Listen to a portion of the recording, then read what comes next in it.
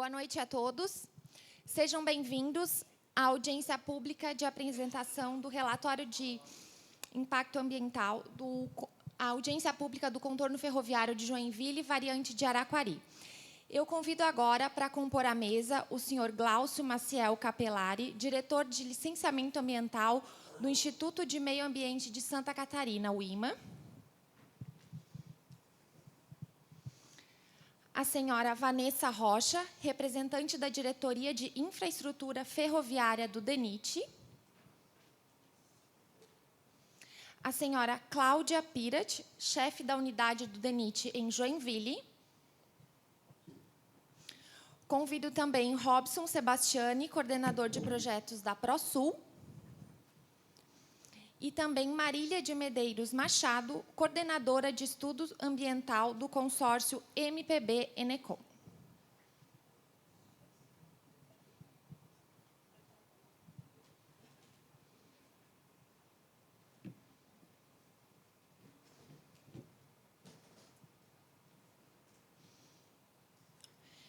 Então, com a palavra agora, o senhor Glaucio.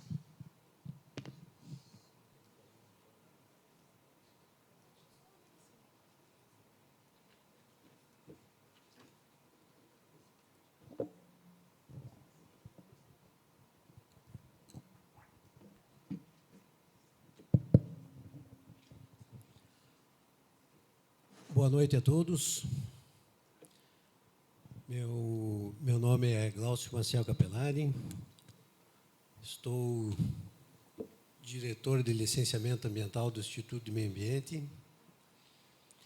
E estamos aqui nessa noite para cumprir mais uma etapa do rito de licenciamento ambiental do contorno ferroviário de Joinville, nessa variante de Araquari.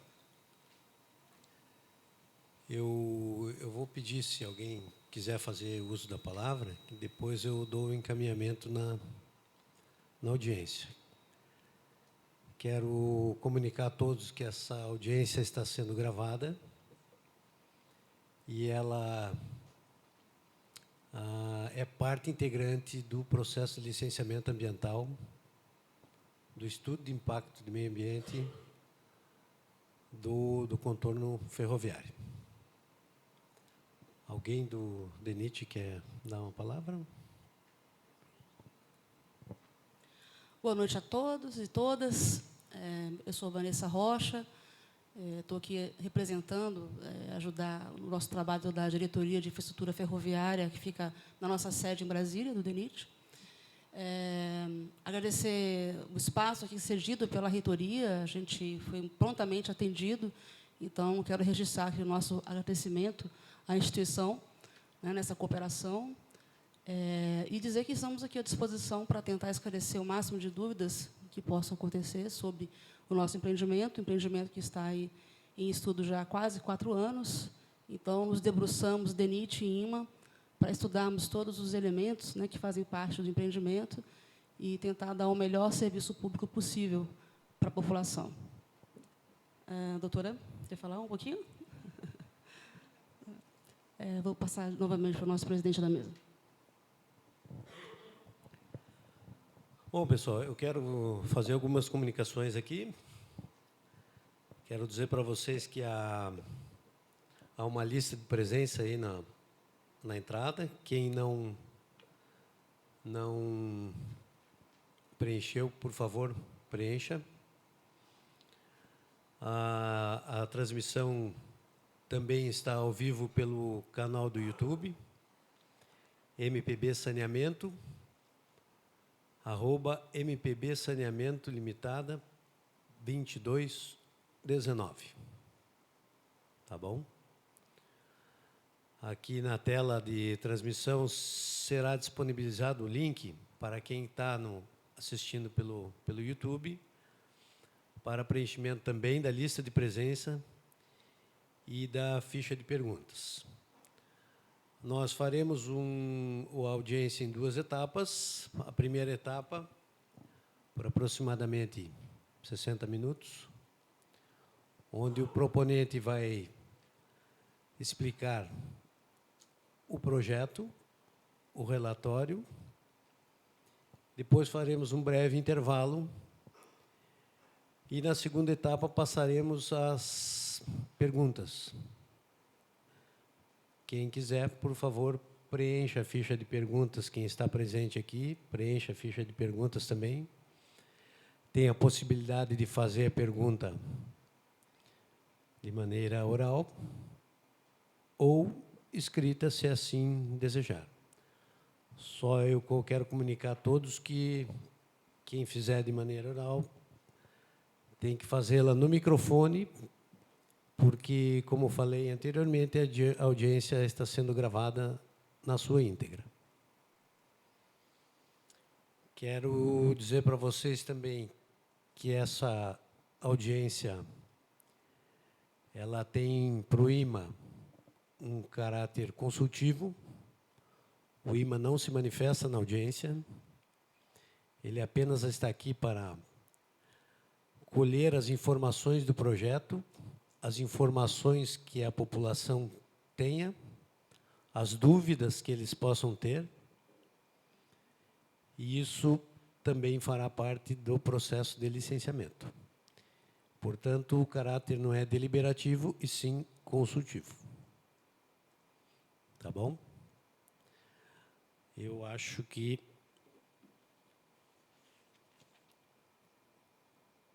os recados eram estes. Então, eu passo a palavra ao proponente para que comece a apresentação do projeto. Não sei quem vai falar primeiro.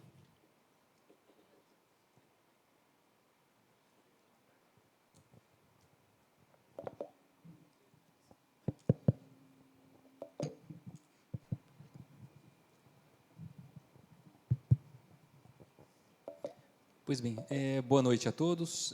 Como foi falado, eu sou Robson Sebastiani, coordenador de projetos na empresa ProSul, e aqui estou hoje para poder apresentar a parte do projeto. Pode botar a apresentação, por favor? Isso. Pronto. A ProSul foi contratada pelo DENIT para poder fazer o desenvolvimento do projeto em 2016. Ele já está praticamente concluído já faz um certo tempo. Porém, o DENIT tem um procedimento de aguardar o processo de licenciamento ambiental por causa das situações que podem vir a surgir de eventuais necessidades que venham a ter alguma necessidade de alteração, né, do empreendimento. Tá? Então, o projeto ele foi contratado... um pouquinho. Para a elaboração de um projeto executivo de engenharia, tá, da ferrovia EF 485, no subtrecho no perímetro urbano do município de Joinville, com uma extensão total de 17 quilômetros. Bem, esse aqui é um mapinha de situação, tá, onde a gente pode observar o trecho inteiro que foi contratado. Tá? A ferrovia, atualmente, ela começa nesse ponto, passa por toda a região urbana de Joinville, e depois acaba adentrando aqui na área de Araquari e segue pela ferrovia onde todos conhecem. Né? Então, a ideia do contorno é praticamente quase que uma linha reta, né? Ligando esses dois pontos da ferrovia existente e economizando uma grande distância e também tempo de operação por dentro da área urbana, né, de Joinville. Né? Bem, esse mapa é para poder tentar elucidar para vocês sobre as opções de traçado que se tinha do desenho, né, da ferrovia original, tá, onde tinha sido licitada a obra, iniciou-se um procedimento de execução, e aí nós temos alguns trechos, onde esse trechinho aqui foi feito, na época, já alguma supressão, e esse trecho aqui em vermelho já foi iniciada alguma obra de terraplenagem, certo? Só que depois disso houve a necessidade de se fazer a paralisação da obra, principalmente por causa de alguns aspectos de uso e ocupação do solo, que inclusive a gente vai mostrar no slide aqui à frente. Tá? Então, como foi comentado, 2009 que foi iniciadas as obras, né? Daí quando a gente ganhou, a ProSul acabou ganhando a contratação para fazer o projeto executivo. 2017 foram feitas tratativas para fazer o desenvolvimento de novo estudo de traçado. Esse mapa aqui é bastante interessante. talvez fique pouco claro, eu vou tentar demonstrar aqui, o traçado da ferrovia, no trecho que está aqui em licenciamento, né, o que eu mostrei é um trecho muito mais amplo, só que o resto do alinhamento traçado ele continua na mesma posição exata, né? Onde nós temos alteração de traçado é basicamente aqui na travessia de Itinga, né? Então, do Barretinga. Então, é aqui que está uma corzinha verde, né? Fica um pouco difícil de ver. Esse daqui é o traçado original da ferrovia que havia sido licitada em 2009, né? Então, acho que fica bastante nítido, uma imagem geralmente dizem que vale mais que 1000 palavras, né? A gente consegue observar onde estava o alinhamento e os impactos que isso viria a causar, né? Logicamente que o uso e ocupação do solo foi se desenvolvendo ao longo do tempo e acabou resultando nessa grande concentração urbana que a gente consegue ver aqui para cá. Então, daí nós fomos desenvolvendo uma série de alternativas, onde muitas delas podem estar clarinho para vocês, tem um laranja, aqui por aqui, certo? Depois tem um outro amarelinho claro. Então, foram feitos diversos desenhos de alternativas para poder encontrar uma solução que fosse a menos impactante possível, né? E que, ainda assim, viesse a dar condições de operação da ferrovia, né? A ferrovia, diferentemente de uma rodovia, ela tem um monte de restrições, porque ela carrega uma composição que, muitas vezes, tem 90 locomotivas, 90 vagões, cada vagão carregando mais de 70 toneladas, muitas vezes, dependendo do tipo do produto. Então, a gente está falando de uma composição gigantesca. A gente está falando mais de 90 a 100 caminhões de uma vez só, cada trem que está passando, né? Então, por isso que o traçado tem certas restrições. E aí, o alinhamento que foi aqui escolhido, a ideia dele é que ele ficasse junto à encosta, né, desse morro, onde ele serviria por 2 motivos. Ele ficaria fora da área urbana e também ele ficaria numa área onde dificilmente haveria alguma ocupação urbana no futuro, né? Aqui a gente consegue ter uma noção, a ideia foi tentar pegar uma perspectiva da ferrovia, mostrando o morro ao fundo, né? Talvez por estar um pouco claro aqui, não consegue ver direito, mas tem uma grande montanha aqui para trás. Essas laranjas aqui que vocês estão vendo são as representações da movimentação de terra, né? Ou seja, a ferrovia ela acabou sofrendo muito com isso, porque ela teve que entrar para dentro da montanha, né, para evitar a afetação das construções, das casas aqui, né, das pessoas, né? Então acabou resultando em uma grande movimentação de terra aqui para poder evitar esse tipo de situação. Pois bem, em termos de seção transversal da ferrovia, né, é previsto uma seção, como que vocês estão vendo aqui, tá? Na área de aterro, 3,5 metros de largura, e na área de corte, 4,5 metros. Tá?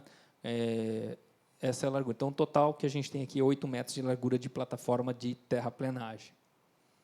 Bom. E agora eu vou mostrar alguns slides onde a gente tem umas imagens um pouco mais próximas do traçado, que pode ser mais interessante, principalmente para quem é morador local, certo? Aqui, só para poder situar vocês, aqui nós temos a Rua Santa Catarina, a BR-101 está um pouco mais atrás, certo? O empreendimento onde teve alteração de alinhamento, ele começa nessa posição aqui, certo? Próximo aqui do cruzamento com a Rua Valdemiro, ou SC301, né? Então, começa desse ponto e vai em direção a oeste, certo? Então, aqui nós temos um cruzamento com essa Valdemiro, com a SC301, onde é prevista a implantação da ferrovia. Ela está lá em cima, bem alto, e passa com um viaduto por sobre a rua, né? Aqui a gente tem uma imagem mais próxima, com alguns detalhes a mais, certo? Onde vocês conseguem ver a imagem da interseção aqui existente, né? Existe como se fosse uma rotatória, falta outro pedaço aqui em cima dela na imagem, mas tem como se fosse uma rotatória. E a configuração com o projeto, como vocês podem ver, continua tudo como está embaixo, continua igual. Simplesmente vem um viaduto enorme aqui, né, passando aqui por cima. Esses pontinhos azuis aqui são os pontos dos pilares, ou seja, eles ficam totalmente fora do fluxo, e mantém o funcionamento dela como está hoje, certo? Simplesmente passando lá por cima, né? A ferrovia está nesse ponto aqui, aproximadamente já uns 10 metros quase de altura lá em cima.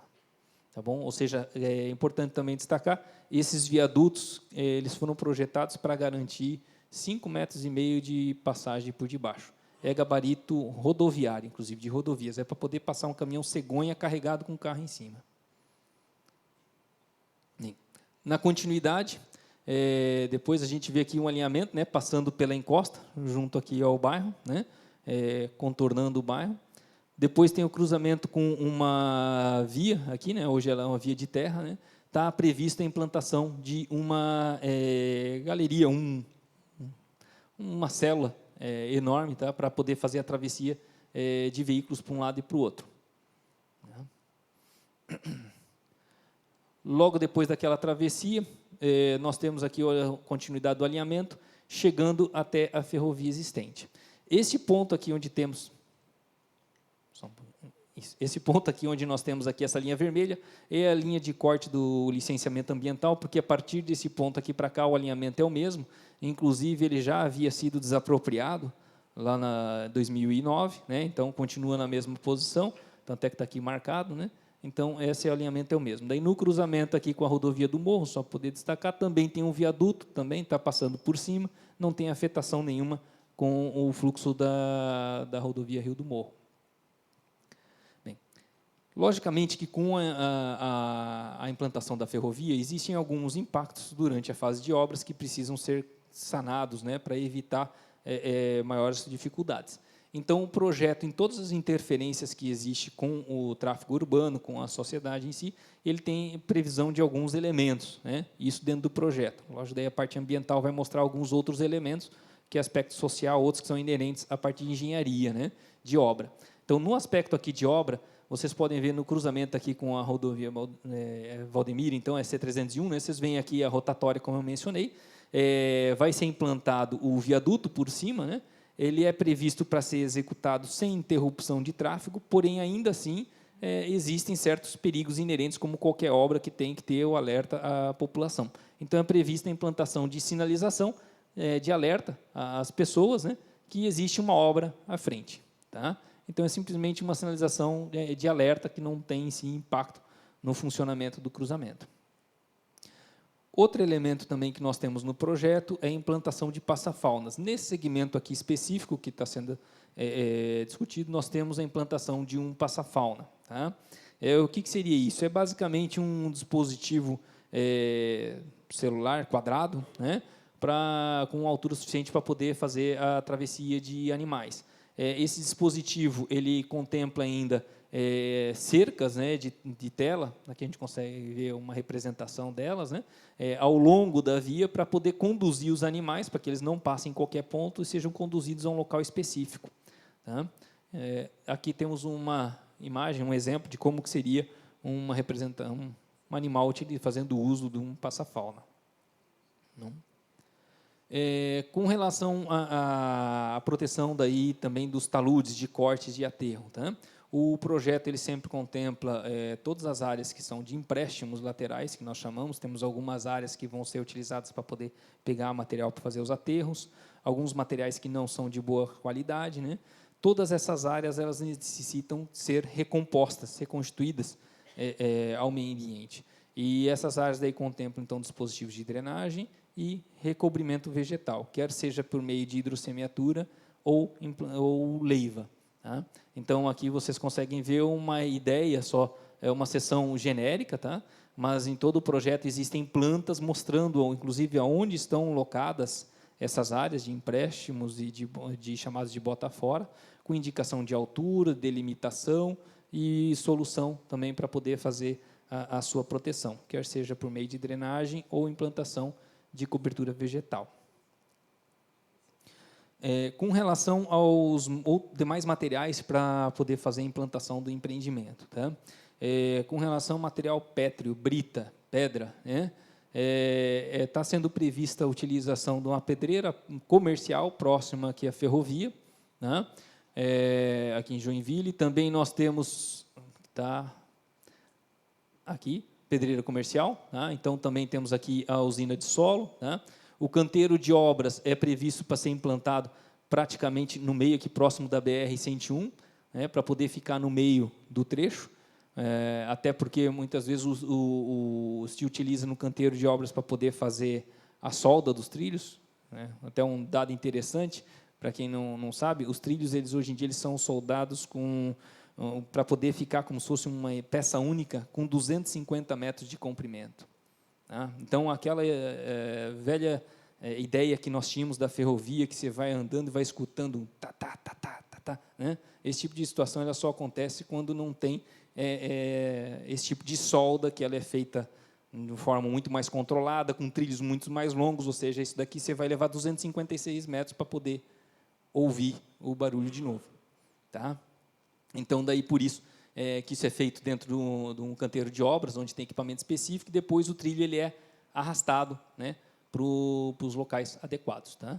Também, lógico, existe alguns acessos, como foram mostrados ali, né, então vai ter alguma afetação de pavimentação, então tem usina de asfalto no canteiro de obras, mas todo o material também ele vem de locais comerciais, né, da região lá de Curitiba, a areia também vem de jazida comercial, então não tem nenhuma jazida virgem, não tem nada previsto de abrir um local novo para poder extrair material, a não ser a própria movimentação de terra que vai acontecer ao longo da ferrovia. Né? Então, nós temos vários morros aqui ao longo, onde é previsto o alargamento dessas áreas para poder pegar o material e utilizar para fazer o aterro da ferrovia. Detalhe importante que essas áreas de empréstimos, elas constam também do projeto de desapropriação, ou seja, não são áreas que simplesmente vai ser adentrado na propriedade de alguém, vai ser desapropriada essa área para poder se executar esse empréstimo ou até mesmo botar fora. Pois bem, basicamente, em resumo do projeto que tínhamos para poder apresentar, no dia de hoje, seria isso. Agora, passo a palavra ao pessoal para apresentar o RIMA.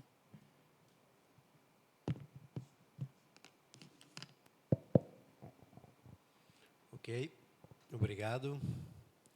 Agora eu passo a palavra à MPB Engenharia, que é consultora ambiental do projeto. Por favor.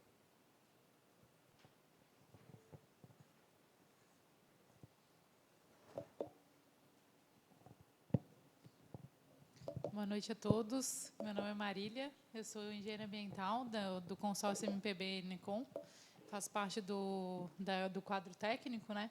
Então, a ideia hoje é passar para vocês os principais pontos relevantes do estudo de impacto ambiental, né? Lembrando que o estudo de impacto ambiental é um dos estudos mais complexos no processo de licenciamento, né? Então, a gente leva, no mínimo, 1 ano para concluir um tipo de estudo desse, em função da necessidade de campanhas sazonais, né, praticamente, ou seja, dados coletados em campo a cada estação do ano, assim, né? Então, a gente vai estar falando aqui dos principais resultados do estudo de impacto e, consequentemente, do relatório de impacto ambiental. Então, pela legislação, né, o órgão ambiental, no caso do contorno ferroviário de Joinville, nesse caso da variante de Araquari, foi identificado pelo órgão de licenciamento como um empreendimento de grande porte e passivo de licenciamento ambiental, né? Então, por isso, foi desenvolvido o estudo de impacto. O órgão licenciador, nesse caso, é o Instituto de Meio Ambiente de Santa Catarina, o IMA, o proponente do ENIT e a consultoria é o consórcio MPB-Necom. Lembrando que o estudo foi desenvolvido em cima de um termo de referência, né? Ou seja, um plano de trabalho que é emitido pelo órgão de licenciamento, o órgão licenciador, e onde consta quais estudos devem ser desenvolvidos para avaliação dos impactos desse empreendimento. Esse processo ele já iniciou em 2021. Né? Na verdade, os estudos iniciaram em 2020, o protocolo do projeto do estudo já está com o órgão licenciador há algum tempo, inclusive com algumas avaliações já do conteúdo, né, dos estudos, e algumas emissões de notas técnicas e pedidos de complementação, a princípio, já pelo órgão licenciador. Como o Robson comentou, esse projeto a gente está falando da variante de Araquari, né, que, na verdade, é um contorno dentro do contorno, né, porque a gente está falando de uma variante para o projeto do contorno ferroviário de Joinville, em que já havia licenciamento, né, todo esse projeto já estava licenciado, porém, em função de uma questão de impacto socioeconômico e também dificuldades no projeto, foi necessário estudar uma alternativa.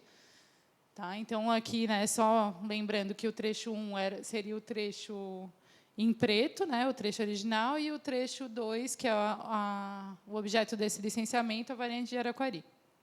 Esse projeto que a gente está comentando hoje, apresentando hoje, ele tem apenas 4,3 quilômetros. Tá? Então, a gente inicia o estudo pelo estudo de alternativas. Como já foi apresentado no projeto, a gente tinha uma limitação de alternativas em função de terem 2 pontos fixos, né? O ponto inicial e o ponto final, já que o objetivo desse traçado era dar continuidade ao contorno ferroviário de Joinville.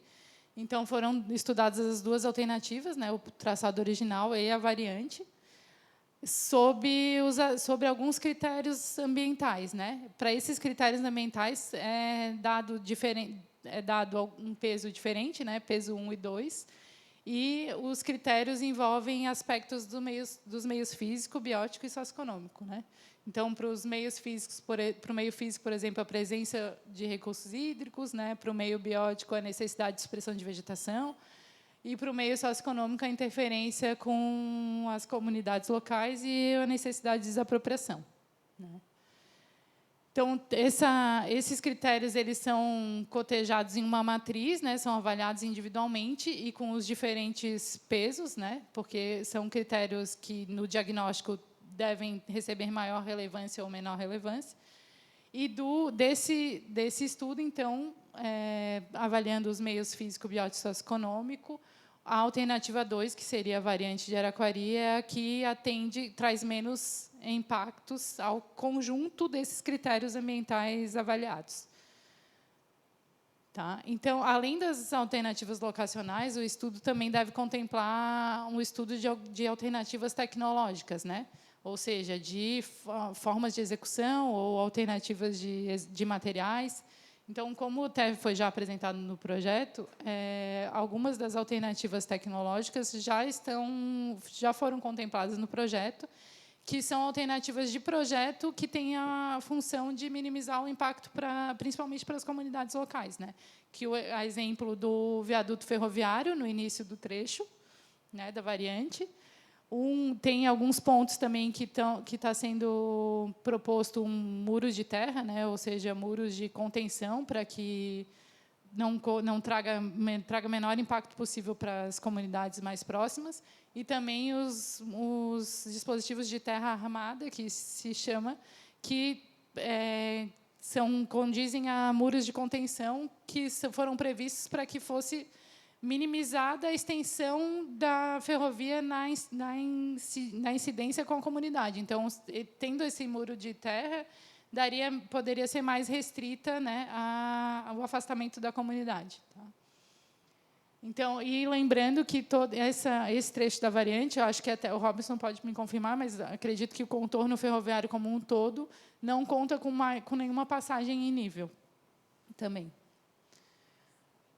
Então, depois disso, o diagnóstico inicia pela determinação das áreas de influência. Né? Todos os estudos são levados ao conteúdo de 3 áreas de influência, né? A começar com a área de influência indireta, onde serão sofridos impactos indiretos, e, respeitando a legislação, o ideal é que sejam consideradas as bacias hidrográficas para os impactos de meio físico e biótico. Né? Então, nesse caso, a gente considerou como área de influência indireta para o meio físico e biótico as bacias do rio Itaúna-Açu e Paraty, né, que estão aqui no projeto, aqui no slide.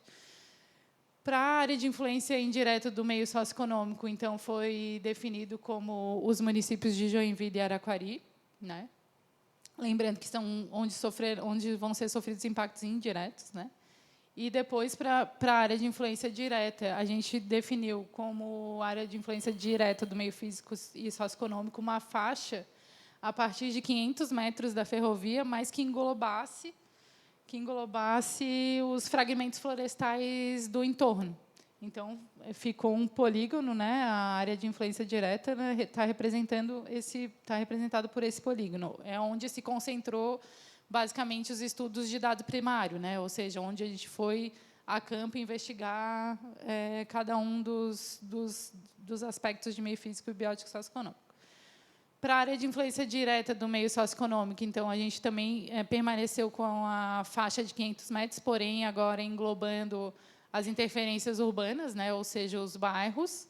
Então, ficou definido como área de influência direta do meio socioeconômico os bairros do Itinga de Joinville, do Itinga de Araquari, e uma porção da área rural de Araquari. Tá, aqui vai aparecer. Itinga de Joinville, Itinga de Araquari e a parte da área rural de Araquari.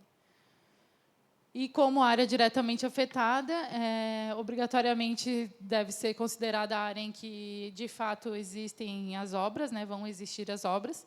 Então, essa área corresponde à faixa de domínio da ferrovia, que é definida em 40 metros, é uma faixa de 40 metros de extensão, sendo 20 metros para cada lado.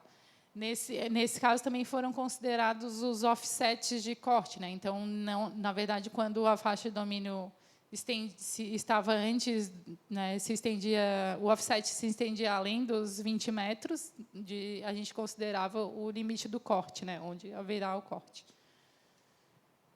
Então, a partir disso, né, considerando essas 3 áreas de influência, inicia-se o estudo do diagnóstico ambiental, que é considerando os 3 meios afetados, né, meio físico, biótico e socioeconômico. Então, para o meio físico, os principais aspectos estudados foram o clima, geologia, pedologia, geotecnia, geomorfologia, recursos minerais, recursos hídricos, a qualidade da água e os passivos ambientais. Lembrando que, no caso de um estudo de impacto ambiental, esses aspectos devem ser representados por meio de dados primários, né? Ou seja, trabalhos de campo. Então, assim como já evidenciado no projeto, durante o estudo também a gente evidenciou a questão da fragilidade geotécnica do local, né? Então, já existe, é um local de fragilidade, com alguns pontos já de erosão e alguns outros pontos em que existem áreas já com supressão de vegetação. Tá? Então, isso foi diagnosticado, inclusive está refletido no projeto com algumas medidas de controle, né? E aqui é só um mapa, mas indicando onde que estariam esses pontos frágeis, né? Então, realmente é uma área sensível do aspecto geotécnico, sensível no sentido em questão de declividade, da erosão existente, né? Questão de áreas com supressão já em processo de supressão, presença de hidrografia e as características pedológicas mais sensíveis, assim. Para o meio físico, então, fez parte do meio físico, né, a análise dos recursos hídricos. Nesse ponto, foi identificado que o traçado da variante de Araquari, ela intercepta em 5 pontos, recursos hídricos em 5 pontos, chamando a atenção que a gente identificou apenas um ponto com nascente incidente no traçado, e que ela está no início do traçado, né, então é a montante das obras, né. Para diagnóstico dos recursos hídricos, também foi feita a análise da qualidade da água, né. Foram escolhidos 4 pontos de análise de água, sendo definidos a partir da escolha de rios perenes e mais representativos dessa região, né, do entorno. Então, esses foram os 4 pontos de análise de água. E os resultados aqui são bem condizentes a uma ocupação já urbana, né? Tanto que a gente tem alteração para parâmetros que têm referência a uma ocupação urbana, né? Ou seja, DBO, né? Que é a demanda de bioquímica de oxigênio, coliformes termotolerantes, oxigênio dissolvido, a questão do fósforo, em alguns pontos, sólidos e totais, e a Escherichia coli, que é a maior representante de poluição de matéria orgânica, assim, né? Também foi feita análise de ruído, né, para esse trecho da variante. A gente fez 5 pontos de análise de nível de pressão sonora, sendo que 3 pontos, é assim, né? Aqui, 3 desses pontos estão próximos do empreendimento, né? Sendo o ponto 5 aqui incidente no traçado que será executado, né? E os 2 outros pontos, um mais próximo de Joinville, aqui no Itinga de Joinville, e aqui o ponto 2 no loteamento ali de Araquari. E os outros 2 pontos estão na área de influência e foram inseridos nessa análise para avaliar o aspecto da passagem do trem, né? Já que nesses 2 pontos aqui haveria o contorno já existente, né? Então a gente fez análise inclusive no momento que o trem estava passando, para ver qual seria esse impacto. Tá. Para os níveis de pressão sonora, ali, os pontos 5, 2 e 1, que são os mais próximos do empreendimento, apenas o ponto 5 não sofreu alteração, não sofreu alteração além da norma, né? Os outros pontos 1 e 2, que já estão mais próximos do loteamento ali, já estão acima da norma atualmente. Então, indo para o diagnóstico do meio biótico, assim como para o meio físico, eu vou trazer os pontos mais relevantes, né? Claro que o conteúdo do estudo é muito mais denso, né? Inclusive, o relatório está disponível para consulta. Tá? Então, para o diagnóstico do meio biótico, a gente avaliou os aspectos da flora, né? Vegetação, os aspectos de fauna, de unidade de conservação e das áreas prioritárias de conservação. Para os aspectos de flora, né, ficou definido, né, ficou identificado que o empreendimento está situado numa área de floresta ombrófila densa, né, com quase 80%. Deixa eu só voltar. Um pouquinho. Com quase 80% aqui do traçado em floresta ombrófila densa, né, 8,5% são áreas urbanizadas e alguns 10% aqui de pastagem. Tá? Ele realmente apresentou uma riqueza de vegetação, apesar da proximidade com a área urbana, né? Por isso foi identificado quase 202 espécies e a maioria são árvores, né? No diagnóstico florístico, né, onde a gente faz toda a composição florística do trecho que vai ser suprimido. Para a supressão de vegetação, então, foram feitas parcelas de investigação, né, em campo. Essas são as parcelas em que foi feito o levantamento da vegetação a ser suprimida. A maior parte do traçado está em estágio avançado de vegetação e estágio médio, com algumas espécies raras identificadas, tá? Ameaçadas, né?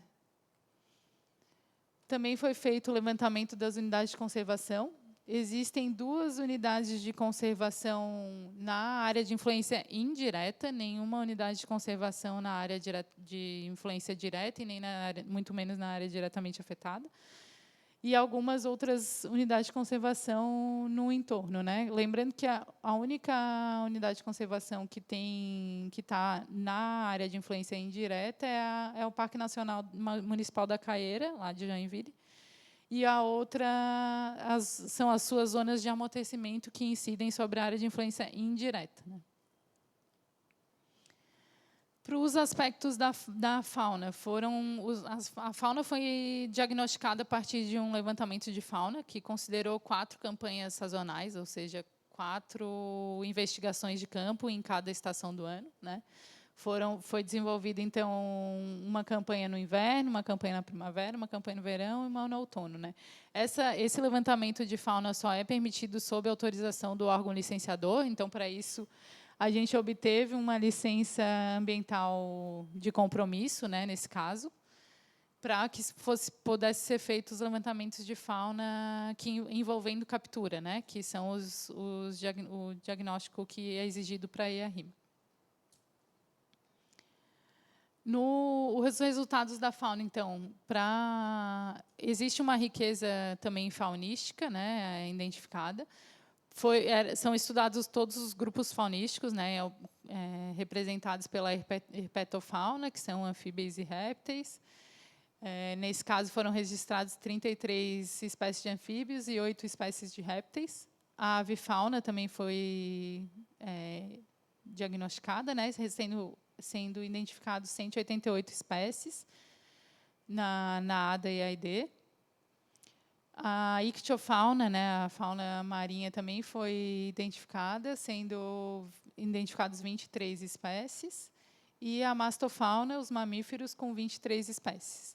Também foram registrados algumas espécies ameaçadas de extinção de anfíbios, aves e mamíferos. Tá?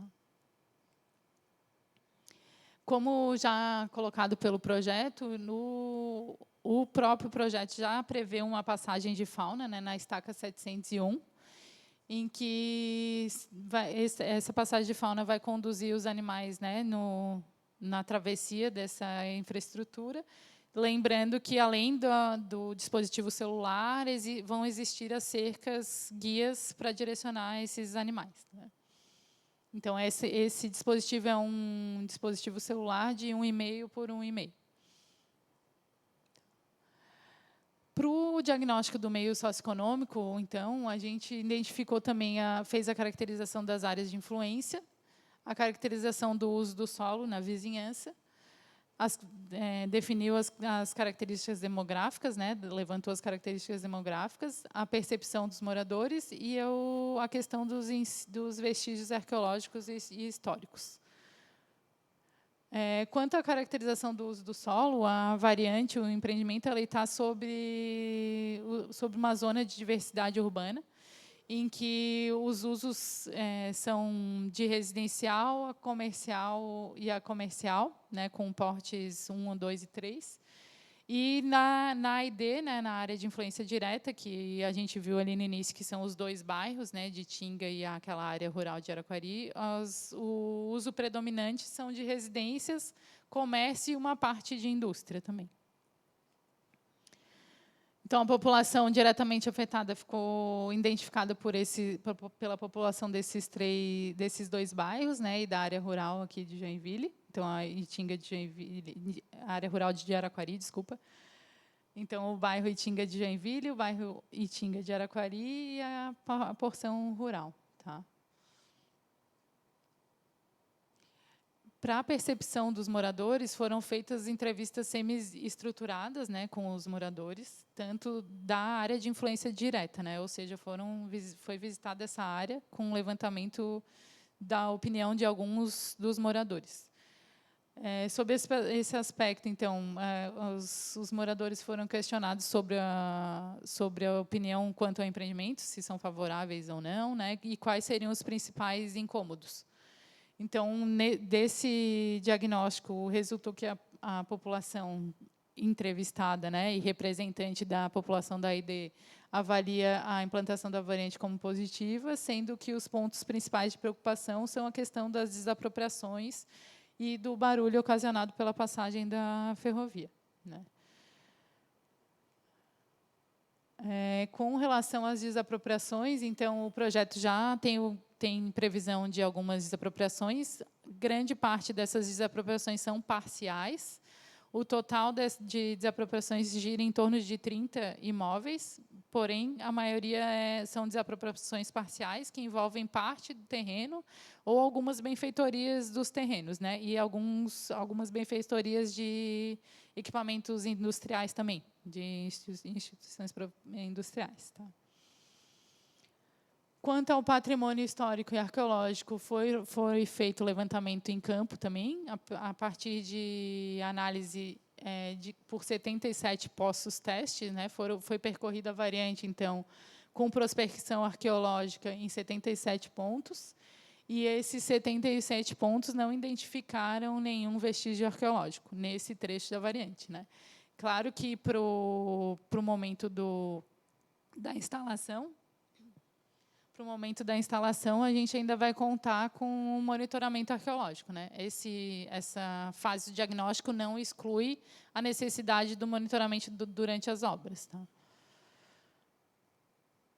Também foi identificado no diagnóstico do meio socioeconômico a incidência sobre algumas comunidades tradicionais, né? Lembrando que existe uma legislação específica para a questão da afetação em comunidades tradicionais, né? Que é a Portaria Interministerial 60. Então, a partir da aplicação dessa portaria, que registra que qualquer um empreendimento ferroviário ele deve considerar a interseção com qualquer comunidade tradicional no raio de 5 quilômetros da sua implantação.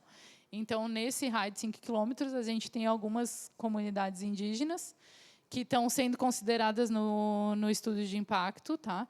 Porém, é um processo à parte e paralelo a esse processo de licenciamento, né? Esse processo também já está sendo conduzido com o órgão interveniente, que é a Fundação Nacional dos Povos Indígenas, né?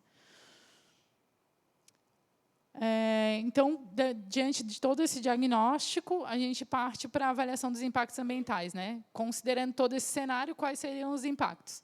Os impactos, então, eles foram estudados a partir de alguns critérios, né? Considerando a forma do impacto, negativa e positiva, duração, a temporalidade, a reversibilidade e a abrangência. E todos esses critérios são valorados, e, a partir dessa valoração, a gente definido a partir de uma equação, né, o valor de relevância desse impacto. Tá? Então, foram levantados impactos para o meio físico, biótico e socioeconômico. Né? Os impactos de meio físico, eles são bastante condizentes com impactos de implantação de obras, né, de qualquer obra, como alteração no níveis de ruído, a geração de resíduos sólidos, a instalação de processos erosivos, principalmente no cenário que nós temos aqui de fragilidade, a perturbação de nascentes, né, a modificação da paisagem, e possibilidade de alteração da qualidade da água e do solo, né, em função até do próprio maquinário que vai ser utilizado durante as obras. Né. Para o meio biótico, então, os impactos identificados condizem são quase todos indiretos da questão da supressão de vegetação, né? Em função da supressão de vegetação, então, nós teremos impactos na alteração de habitats de fauna, né? E na alteração da riqueza vegetal, né, desse ambiente, e a questão da fragmentação, de redução e fragmentação dos remanescentes florestais que existem ainda. Então, com relação aos impactos socioeconômicos, que são sempre o grupo que tem um pouco maior, o número maior de impactos, né?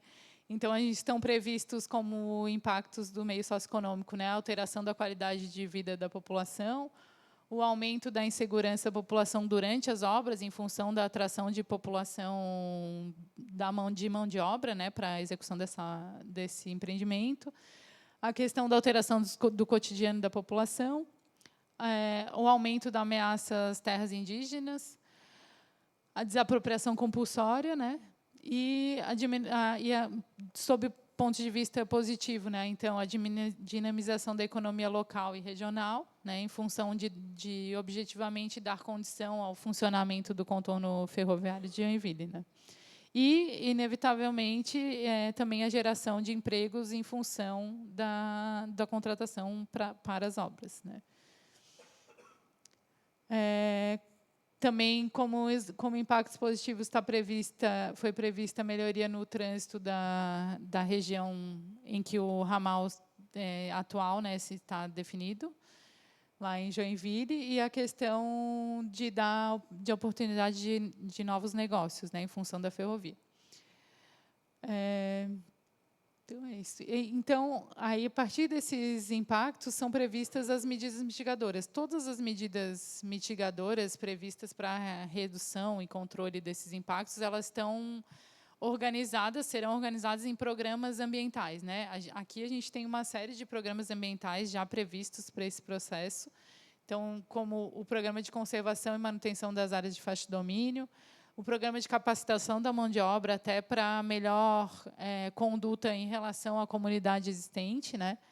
Programa de recuperação das matas ciliares em função da supressão, programa de adequação do sistema rodoviário, programa que vai organizar o tráfego, né? Esse programa de adequação do sistema rodoviário vai organizar o tráfego durante a implantação das obras. Programa de supervisão ambiental, que é o monitoramento que acontece durante as obras. Programa de controle ambiental das obras, em que está previsto o programa de controle de ruídos. Também programa de monitoramento de fauna e flora, com subprograma de fauna terrestre e aquática, subprograma para afugentamento e salvamento da fauna, subprograma para controle da supressão de vegetação, o subprograma de resgate e monitoramento de germoplasma e epífitas, né? No caso da supressão de vegetação, encontrar alguns indivíduos de epífitas. Também programa de gerenciamento de resíduos, programa de monitoramento das águas superficiais, o programa de recuperação das áreas degradadas, o programa de desapropriação, programa de segurança, gerenciamento de risco, ação de emergência em função do, necessariamente, manejo de resíduos perigosos, programa de monitoramento social e da opinião pública, programa de comunicação social e educação ambiental e programa de monitoramento arqueológico, que eu já havia comentado. Então, para o final do estudo, é obrigatório a gente avaliar, então, qual será o cenário com e sem o empreendimento, né? Qual a condição dessas áreas de influência com e sem o empreendimento. Então, o prognóstico ambiental, que a gente chama para essa avaliação, ele foi estruturado sob alguns aspectos, né? Os aspectos de flora, fauna, processos erosivos, qualidade das águas, qualidade do ar, ruído, a questão da paisagem, mobilidade urbana, o deslocamento da população e valorização imobiliária e do transporte, operação do transporte ferroviário como um todo. Então, a questão da flora, a gente já, hoje, né, sem o empreendimento, a gente já tem um avanço aos fragmentos florestais, que a tendência é que continuem, né, apesar os fragmentos hoje existentes então, poderão passar a ser ocupados com a densidade urbana. Porém, com o empreendimento, isso necessariamente haverá a questão da ocupação de alguns fragmentos vegetais, né, florestais. A questão da interferência com a fauna, necessariamente, ela está mais restrita ao cenário com o empreendimento, que já conta com a supressão de vegetação, né, em projeto, né, então, inevitavelmente terá impacto sobre a fauna. A questão dos processos erosivos hoje já são existentes, então não se prevê melhorias nesse aspecto. E os processos erosivos, no caso do projeto, é um dos pontos de mais atenção do projeto, né? Já pela fragilidade que a gente tem identificado. A questão da qualidade das águas, não se prevê melhorias para esse quesito em função de não existir obras, né? A melhoria da qualidade das águas, a condição da qualidade das águas, né, também está em função da ocupação daquela região. Então, necessariamente, poderia haver alteração, mesmo sem o projeto, e com o projeto, necessariamente, tem o risco de alteração em função das obras, né? Claro que a gente está considerando a execução de todos aqueles programas ambientais em que terão controles periódicos, né, da qualidade das águas. A questão de ruído e ar também sob o mesmo aspecto, né? Eles não têm tendência a permanecer o impacto que é sofrido hoje porém, na questão do ruído aumenta, né? Aumenta a incidência de ruído com a ferrovia. Lembrando que já existe um controle ambiental através do programa ambiental, né, definido para que seja controlado e permaneça dentro dos níveis aceitáveis, né. Questão da mobilidade urbana, a região tende a ter um agravamento da questão da mobilidade urbana com a manutenção dos ramais ferroviários em nível, né, nos ramais atuais, e o projeto ele dá maior condição de se ajustar à questão da mobilidade urbana, né? Deslocamento da população, não existe tendência para para o cenário sem o empreendimento, porém, com o empreendimento, necessariamente haverá deslocamento da população. E a questão da valorização imobiliária, sem o empreendimento, a gente nota que existe uma valorização imobiliária já atuante, né, na região, e necessariamente com o projeto isso vira um pouco de figura, né, pode haver a perda de valor dos imóveis em função da presença da ferrovia. E, por fim, a questão do transporte ferroviário, com o empreendimento, existe a perspectiva de dar condições de funcionamento efetivo do contorno ferroviário de Joinville. Então, esses são os principais pontos do estudo, né? Claro que são rapidamente expostos aqui, né? Como eu falei, todo o relatório está disponível. E também a gente, agora, partindo da segunda etapa da audiência, a gente está disponível para esclarecer quaisquer dúvidas que surgirem e não forem sanadas durante a apresentação. Tá bom? Obrigada.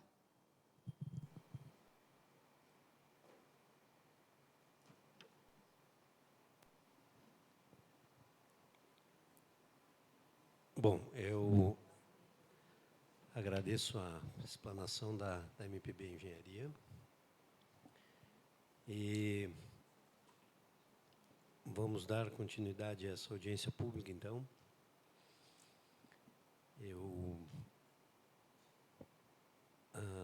Finalizamos agora a primeira etapa, que é a explanação do estudo pelo Departamento Nacional de Infraestrutura e Transporte e pela Consultoria Ambiental.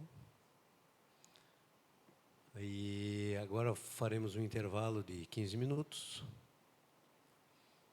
Que tem um coffee break aí, né? Aqui na parte externa. E após retornaremos com as perguntas. Então, só saliento novamente que deverão ser feitas na ficha de inscrição. Elas serão lidas por ordem de inscrição. Quem quiser fazer oral pode fazer. E quem quiser fazer pergunta escrita também pode. Só ressalto que quem for fazer oral tem que fazer uso do microfone por conta da gravação. Quero registrar também a presença de dois técnicos da equipe de análise do Instituto do Meio Ambiente, o Gustavo e a Ana Cristina. Estão presentes aqui para poder entender as manifestações da população,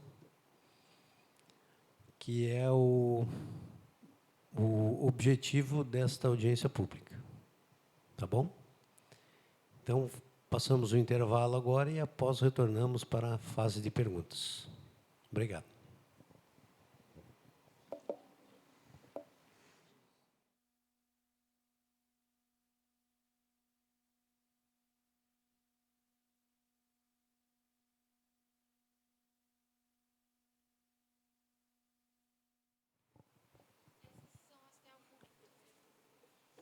Eu chamo a todos para podermos dar continuidade à nossa audiência.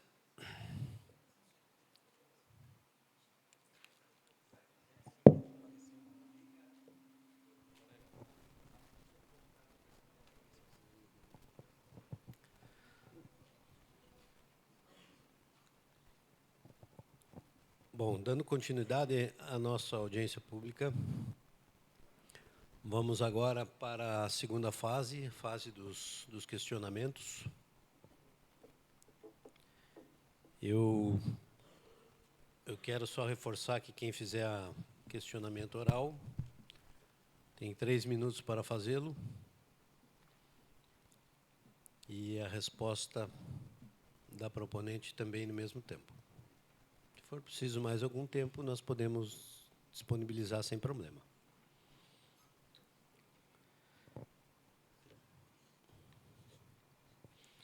Então, vamos aos questionamentos. Temos aqui 1, 2, 3, 4.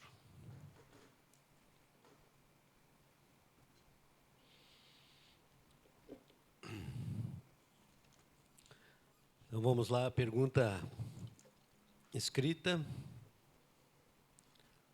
Gisele Caroline do Nascimento. Gisele, é isso? Não sei se eu li certo o nome aqui. Sobre as desapropriações. Como podemos ter informações dos processos, bem como das questões de averbações no registro imobiliário? Eu consulto quem é que responde, se é consultoria ou... Pois bem, o projeto de engenharia ele contempla o item de desapropriação, tá, com todos os detalhes de acordo com como manda a NBR, né, acerca desse tema. Só que ela tem um caráter de sigilo, porque o DENIT utiliza isso para questões de negociações, tá, junto a cada um dos proprietários. Esse processo, provavelmente, assim que tiver recursos disponíveis, o DENIT deve fazer, anteriormente, provavelmente, ter a licitação da obra, deve fazer o início do processo desapropriatório, deve ser montada uma comissão, onde essa comissão daí vai fazer toda a tratativa com o pessoal. Tá? Com relação ao decreto de utilidade pública, daí no caso, que é o que acaba sendo, imagino a pergunta que está sendo feita aqui, deve estar sendo feita pelo DENIT, provavelmente deve estar trabalhando nesse processo, assim como foi feito agora há pouco outro contorno ferroviário de São Francisco do Sul, né?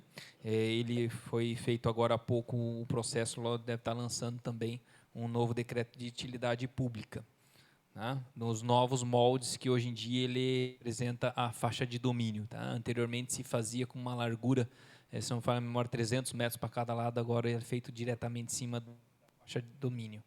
Ou seja, quando for feito o decreto de utilidade pública, ele vai demonstrar justamente a propriedade que está sendo afetada, não mais uma área ampla. Tá bom? Então, seria isso. Eu consulto a Arzelli se a resposta está satisfatória ou quer se manifestar. Por favor, um microfone, porque precisamos registrar a fala.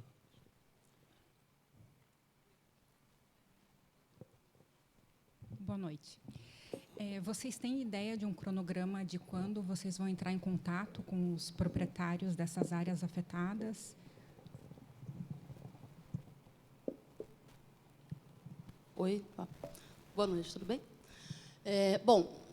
A nossa previsão de licitar esse projeto é para o segundo semestre de 2024. Eu vou até aqui adiantar um pouco, nós estamos trabalhando no termo de referência, né? Uma das etapas importantes é obtermos essa licença prévia que está sendo objeto hoje, né, da audiência pública. Ela é fundamental para que nós possamos aprovar o projeto que foi desenvolvido pela Prosul, né? Então, esse é um dos requisitos que a gente precisa vencer. Após a emissão dessa licença prévia, a gente vai finalizar os termos de referência e a previsão é de lançamento desse edital no segundo semestre. Esse edital ele será feito no formato de contratação semi-integrada. Isso significa que uma parte desse contrato ela é dedicada à avaliação e atualização de aspectos do projeto. Esse projeto que foi apresentado hoje ele ainda vai ser mais aprofundado, né? E nessa etapa é que será feito, então, efetivamente, o processo de desapropriação. O trabalho que o Robson fez na Prosul foi um levantamento das áreas, né, que são afetadas, isso com um levantamento topográfico, com todos os registros de cartório, né?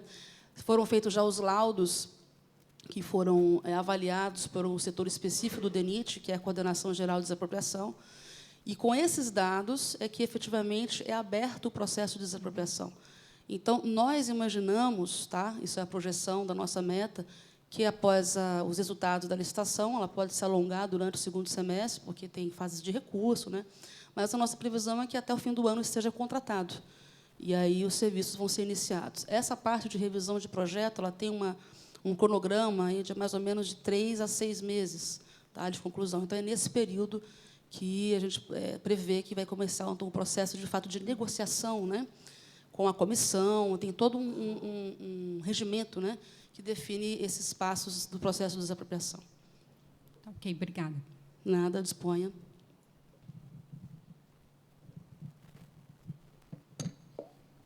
Satisfeita, então, Gisele? Ok, vamos passar para a segunda. Segunda é uma manifestação oral do nosso anfitrião, aí, o vice-prefeito, Gero Jasper. Por favor, fique à vontade.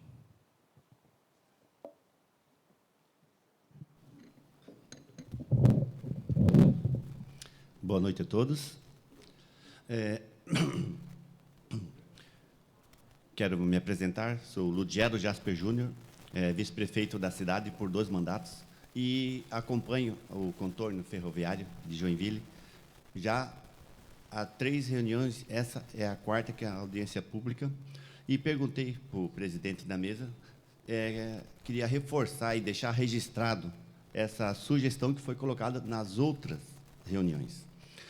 A gente não tem nada contra que o Joinville quer fugir do problema dele e passar para nós.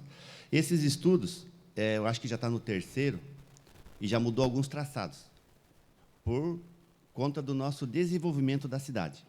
Araquari é a cidade que mais cresce no estado de Santa Catarina há 10 anos consecutivos.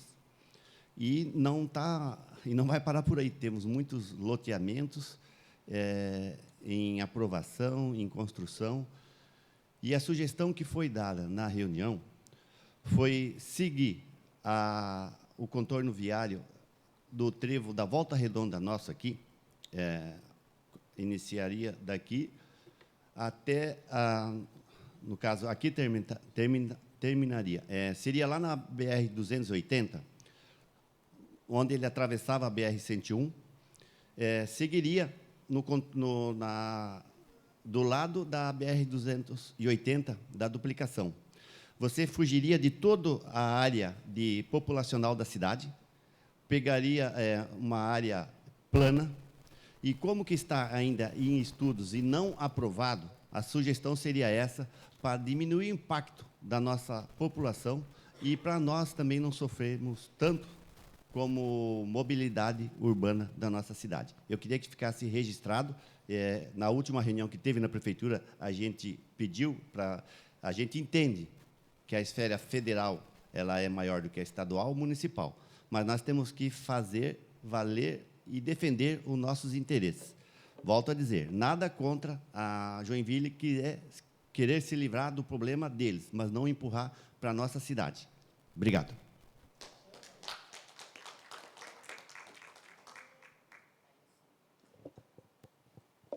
Alguém gostaria de se manifestar? Bem, só ver se eu entendi direito, a ideia seria o traçado da ferrovia vir acompanhando a BR-280, certo? Nesse sentido, acaba acontecendo que o projeto ele foi desenvolvido pensando realmente na melhoria do contorno de Joinville. Por mais que parece uma questão de resolver um problema de Joinville, é uma questão para a ferrovia, que traz cargas, né, de importação e exportação em direção a São Francisco do Sul. Acredito eu, minha parte, que acaba movimentando a economia de toda a região, né? Então, tem uma importância bastante significativa.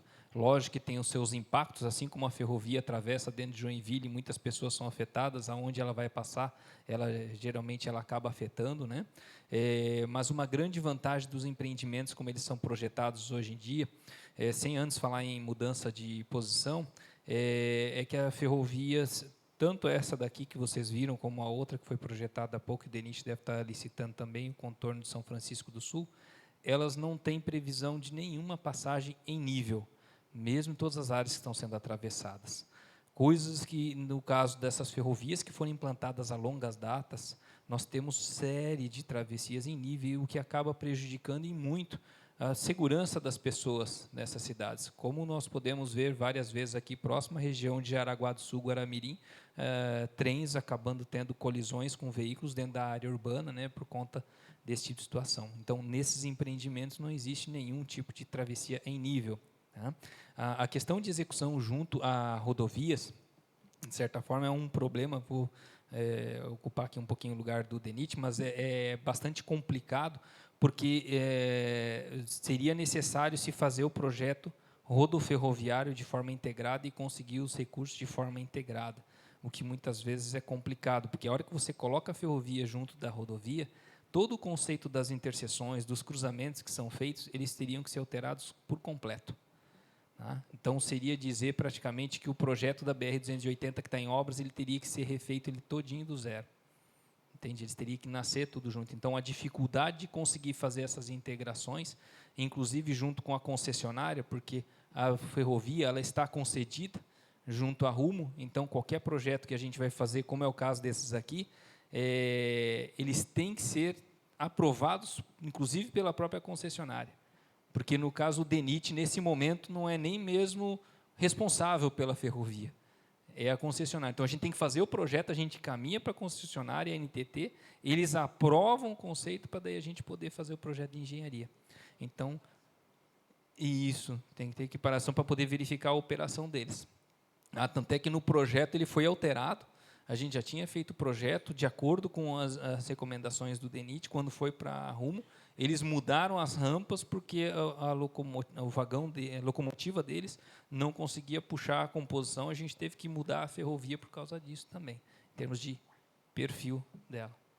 Tá? Então, o que eu quero só dizer é que existem tantos atores e personagens que têm que ser consultados que acaba fazendo muito complicado. Isso seria a situação ideal, mas é bastante complicado.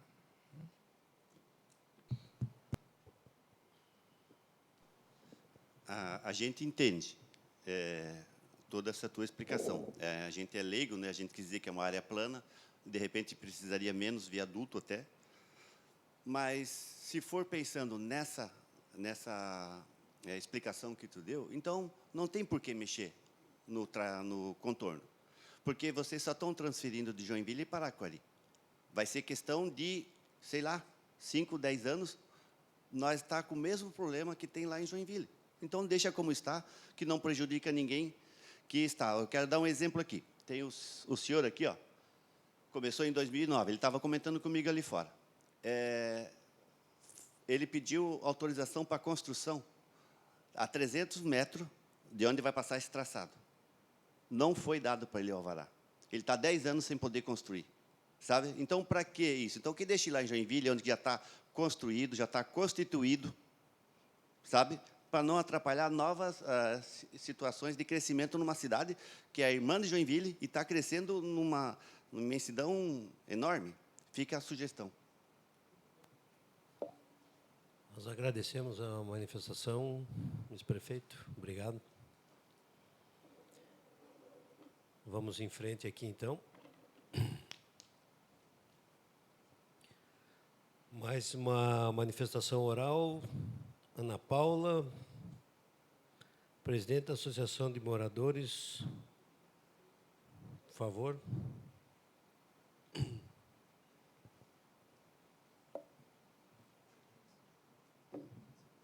Boa noite a todos. Eu sou a professora Paula e sou presidente da Associação de Moradores ali do Benevenuti, exatamente onde vai passar o contorno, né? A minha pergunta foi mencionado que houve entrevistas, foram feitas entrevistas com os moradores locais. Eu queria saber a veracidade dessas informações, porque eu moro ali desde 2018, né? Não só eu, como todos, a grande maioria que faz parte da associação, e nenhum de nós fomos informados sobre isso. Esse processo todo aconteceu, nós vimos, né, tudo que foi feito ali, a gente viu os traçados, o pessoal que ia lá trabalhar para fazer as obras, a vizinhança via, mas ninguém foi informado de nada. E daí como é que a gente pode entender isso que está acontecendo agora, né? que vai trazer um impacto muito grande, e não só para nós, né, como foi mencionado também, que tem animais em extinção, né, com risco de extinção naquela área. Então, eu penso assim, que a gente precisa de um pouco mais, de um olhar sensível para quem está ali, quem chegou e não esperava isso, né, não esperava essa situação. Então, eu gostaria de saber, né, se há possibilidade realmente disso não acontecer. Isso é o que nós não esperamos, que nós que moramos ali não desejamos e não queremos. Boa noite. Como é que é o nome da senhora? Paula. Paula. Senhora Paula, a parte da metodologia da pesquisa, eu vou pedir depois para a Marília explicar como é que foi feita a pesquisa, qual período. Eu acho que no relatório deve ter fotos, né, de campo, das pessoas que foram entrevistadas, e creio que deve ter tudo documentado. É bom lembrar que todos esses estudos já foram avaliados pelo IMA, né, e tem uma equipe de socioeconomia que avaliou esse material. Então, eu posso lhe garantir que a veracidade desses estudos ela é realmente factível. Tá? Eventualmente, pode ter acontecido, não sei quando que a senhora assumiu a presidência dessa associação, enfim, mas as oitivas foram feitas e seguiram os protocolos e que a gente faz. Tá? Um outro aspecto que eu gostaria também de elucidar para os senhores, às vezes tem uma percepção de que o impacto da ferrovia ela é muito grande, que ela vai atrapalhar muito, e eu acho que todo o esforço que foi demonstrado aqui hoje, tanto da projetista quanto das análises ambientais que foram feitas pela empresa e pelo IMA, já vislumbraram e avaliaram esses aspectos negativos, né, da obra. Lembrando que ela traz muitos aspectos também positivos. Uma parte do traçado, quando se fala, vocês estão discutindo a questão da expansão urbana, foi pensado também justamente no pé da encosta, que é uma área que dificilmente vai ter expansão urbana naquela área, né? Pela questão da topografia, obviamente. Com relação aos impactos no biobiótico, na fauna, que a senhora levantou, eu acho que talvez não tenha ficado tão elucidado aqui, mas foram feitas 4 campanhas sazonais para levantar, né, todo o meio biótico e toda a riqueza faunística da região, e foi desenvolvido um programa de monitoramento de fauna com subprogramas, né? Então, o pessoal do IMA que avaliou esses subprogramas, todos esses subprogramas são pensados para mitigar e proteger essas espécies. Então, o fato de haver espécies ameaçadas ou em fase de extinção não quer dizer que o empreendimento vai acabar com essas espécies. Muito pelo contrário. Tá? São feitas medidas, por exemplo, se acontecer de algum espécime for machucado, por exemplo, encontrado durante a instalação das obras, existe todo um procedimento que é feito para que ele vá ao veterinário, para que ele seja socorrido, ele tenha o atendimento necessário, né? Então, existe um programa para isso, existe uma licença específica que o IMA também avalia, né? Há uma equipe de profissionais de cada um daqueles meios que a senhora viu, né? Da mastofauna, que são os mamíferos, da avifauna, que são as aves, a ictiofauna, que é toda a parte que da vida aquática, né? Então, assim, todos esses meios eles são analisados, existem profissionais que serão responsáveis pelo monitoramento, né? E esse maior transtorno é, de fato, durante a implantação da ferrovia, né? Então, assim, eu gostaria de deixar muito claro que esse é um empreendimento que o DENIT está há muitos anos debruçado. A forma do traçado ela foi pensada nos aspectos mais variados possíveis, tentando exatamente diminuir ao máximo os impactos. Tá?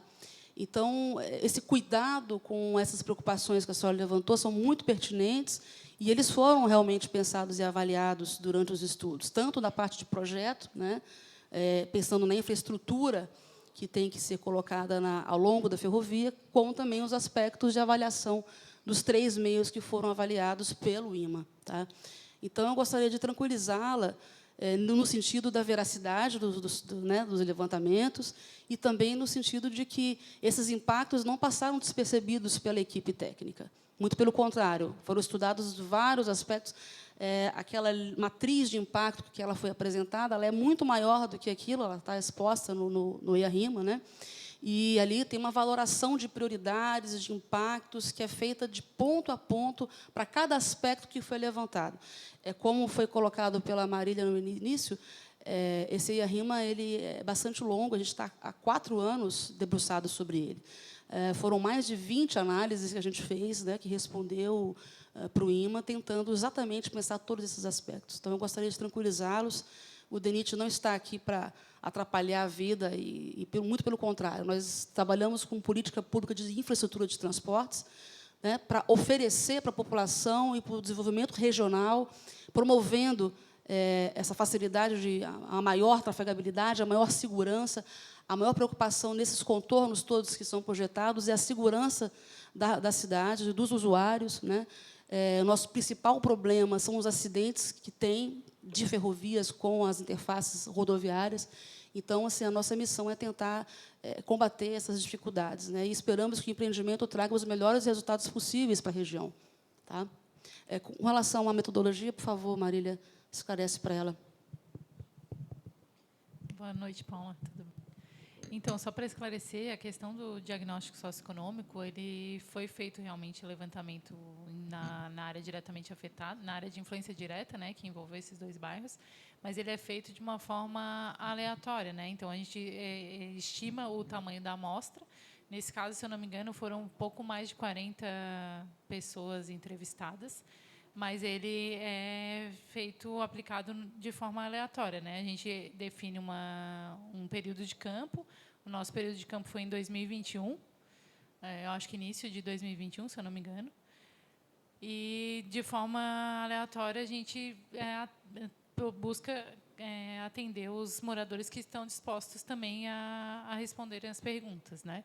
Também foram procuradas algumas organizações representativas, né?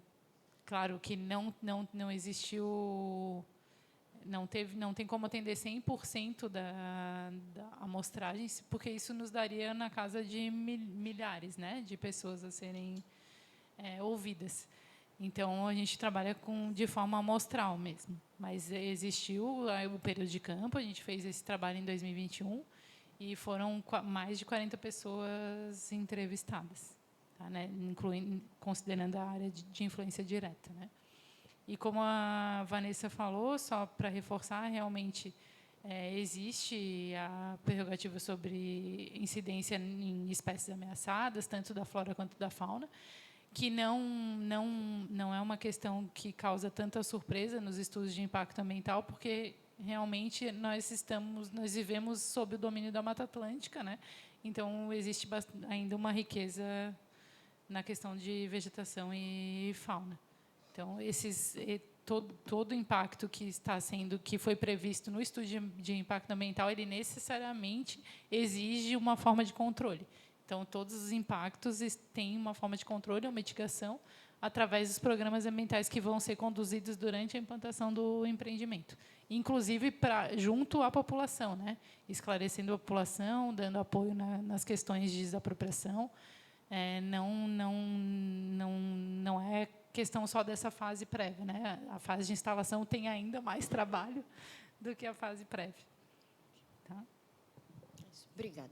Eu vou completar só mais uma coisa para tranquilizá-la ainda mais, porque eu fico preocupada.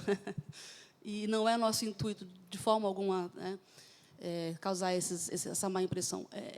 Durante a instalação da obra, todos aqueles, acho que foram 17 programas, né, com alguns subprogramas, eles serão desenvolvidos e aplicados durante o desenvolvimento da obra. E um dos programas que eu acho muito interessantes, eu gosto muito da área, é o programa de comunicação. E esse programa ele é uma ferramenta poderosa para fazer interlocução com a população durante a execução, com as instituições envolvidas, né, a Prefeitura, a Câmara Municipal, o Ministério Público. É bom lembrar também que esse empreendimento ele é monitorado pelo Ministério Público, né? Teve uma ação civil pública antes, que foi encerrada, culminando, inclusive, na exigência desse estudo que a gente está apresentando hoje, é um cumprimento né, que foi interlocução do Ministério Público, e hoje ele monitora. Então, existe um procedimento anualmente, ou a cada 8 meses, mais ou menos, o Ministério Público, o procurador Tiago, se não me engano, né, da última vez, que nos interpela, e nós mandamos todos os relatórios, damos o andamento, acho que o IMA também é, né, consultado sempre sobre o andamento desse processo. Então, nós estamos assim, bem tranquilos e seguros que os procedimentos estão sendo todos feitos, e esperamos entregar esse trabalho para vocês, esse empreendimento que vai trazer bastante desenvolvimento aqui para a região. Tá? Muito obrigada. Obrigada.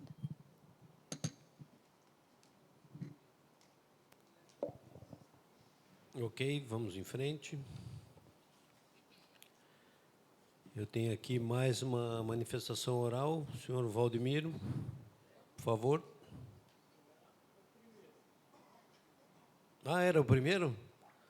Então me entregaram na ordem inversa aqui, desculpe. Me desculpe.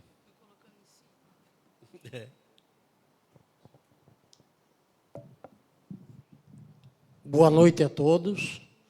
Eu sou parte envolvida nesse contorno ferroviário. Percebo que o objetivo, lendo aqui na rima, era justamente o de tirar o trem de dentro de Joinville. Nem do centro são bairros. Pega o bairro Anita Garibaldi, o bairro Nova Brasília, o bairro Floresta, o bairro Itaú e Panaguamirim. Lá, as pessoas procuraram se estabelecerem perto do trem depois que o trem já estava rodando há muito tempo. O trem é centenário lá. Lá ninguém será prejudicado, muito pelo contrário, beneficiados. Aqui, em Araquari, a coisa é diferente.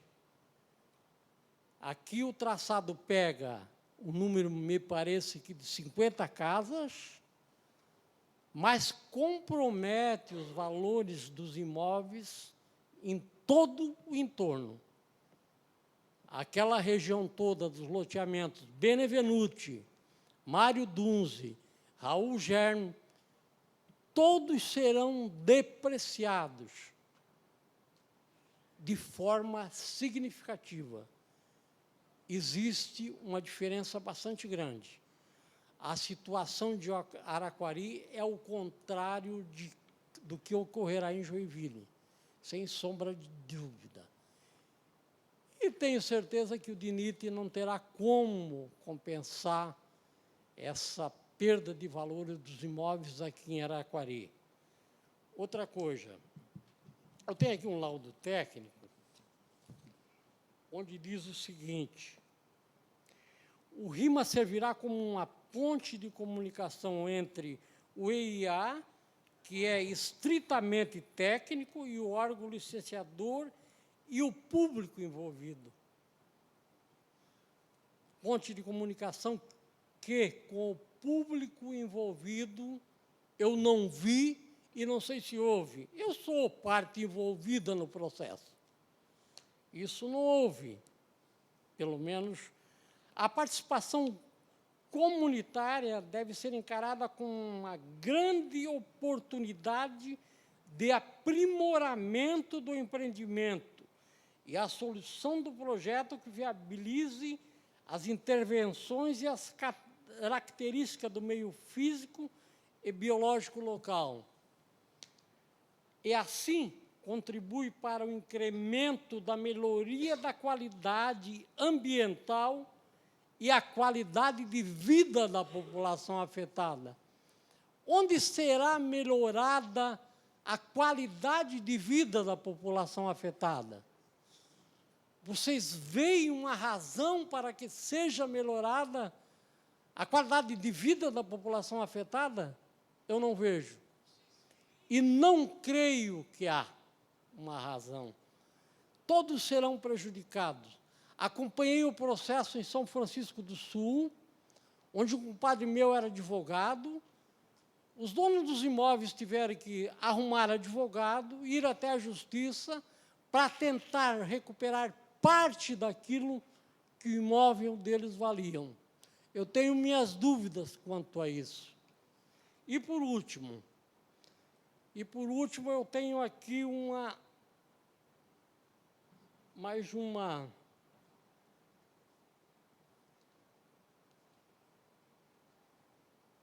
Um minutinho só que eu quero me ater aqui, ó. Encontrar o que eu preciso.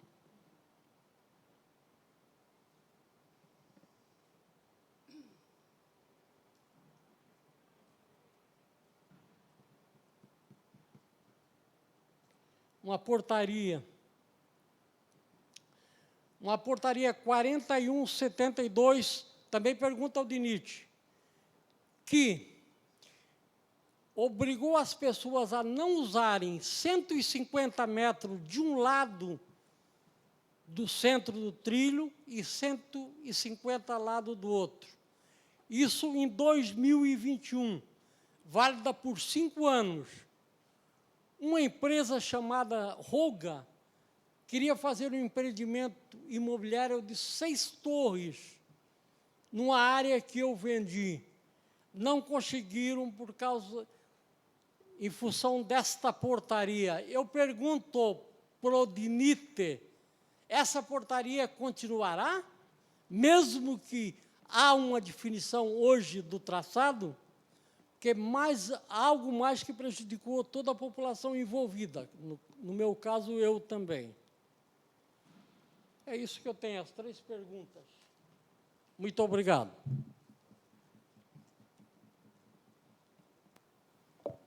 Por favor, quem é que responde?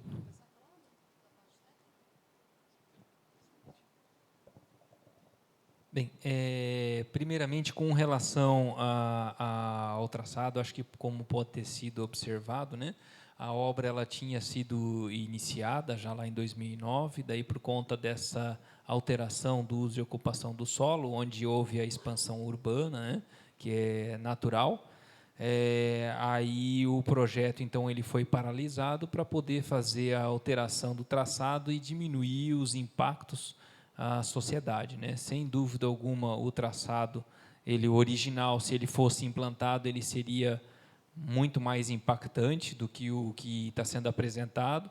É ciente de que a ferrovia, de forma geral, ela tem um impacto, né? Mas a ideia do projeto que foi desenvolvido e das mudanças foi para poder diminuir esse impacto, né? Acho que daí sobre os outros itens, a Vanessa vai comentar. Boa noite. Qual é o nome do senhor, por favor? Valdomiro, senhor Valdomiro. Tá certo. Bom, senhor Valdomiro, eu acho que tem alguns aspectos que a gente tem que raciocinar sobre esse processo, né? Aliás, não só sobre esse processo, sobre o processo de empreendimentos viários, né? O intuito de qualquer empreendimento viário é sempre uma intervenção no sentido de melhorar a trafegabilidade, a segurança, o transporte de cargas, né? No caso do DENIT, a nossa responsabilidade ela é sobre o sistema viário, envolvendo justamente a parte de transportes de carga e voltado para as questões de intermodalidade. Não é objeto do DENIT promover questões de melhoria da mobilidade urbana, ou não está também na nossa competência a questão da qualidade de vida local. O que a gente busca nessas análises socioeconômicas é identificar quais são os impactos e tentar minimizá-los ao máximo. É bom lembrar também que esses empreendimentos eles são objetos de uma declaração de utilidade pública, que é prerrogativa do poder público, né? No nosso caso, o poder público da União tem as suas justificativas para fazer as suas intervenções. Esse empreendimento, por sinal, ele foi objeto do Procefer, que é um programa de levantamentos, né, de todos os pontos críticos que existem nas cidades.